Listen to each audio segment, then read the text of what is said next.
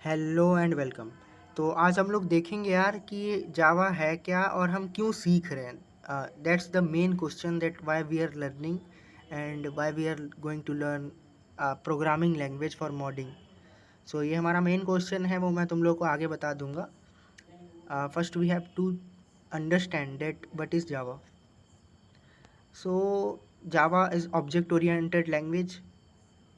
It is basically used to create programs like a calculator program, and there are so much uses of Java like in app development, web development, and there are much more uses of Java in technology, in IT.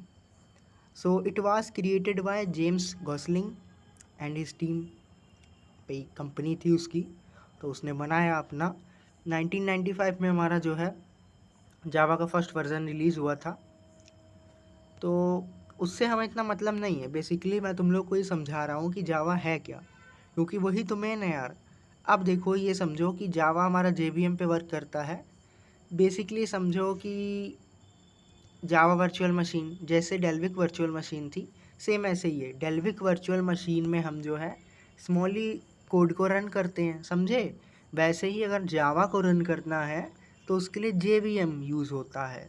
अब कुछ कुछ पल्ले पड़ रहा होगा तुम लोग के कि why we were using and why companies and why Android is using virtual machine, and उसमें भी था और इसमें भी है। तब कुछ कुछ समझ में आया होगा मेरे हिसाब से। जो बंदा टेक से है उसको पूरा समझ में आ गया होगा, जो नहीं है उसको भी मैं समझा दूंगा। तो अब तुम लोगों को इसका समरी इसकी क्या हुई कि जावा एक लैंग्वेज है, प्रोग्रामिंग लैंग्वेज, ऑब्जेक्ट ओरिएंटेड है, हाई लेवल है। हाई लेवल का बेसिक मीन होता है कि वो ह्यूमन रिडेबल है। ह्यूमन रिडेबल तो स्मॉल ही भी है, पर वो ह्यूमंस के लिए बनाई नहीं गई है, एक लेवल के लिए बनाई गई है। पर कोई बंदा उसमें कोड करने नहीं बैठेगा, क्योंकि इन कंपैरिजन टू जावा उसमें कोड करना तुम्हें हज़ारों गुना कठिन लगेगा। आप समझे? तो बस इतना ही था जावा में। Now the main question is that why we are learning Java. So इसका एक ही आंसर है तुम लोग के लिए कि कोडिंग का बेसिक सिंटैक्स समझने के लिए, लाइक डाटा टाइप समझने के लिए, वो तुम लोग कहीं से भी किसी भी लैंग्वेज से समझ सकते हो, पर ये इंपॉर्टेंट है डाटा टाइप समझने के लिए। मेन मेन चीज़ें हैं जो ऐप उसमें प्रोग्रामिंग में। देखो, जो भी टेक बैकग्राउंड से नहीं है उसको बिल्कुल नहीं कोडिंग की नॉलेज है।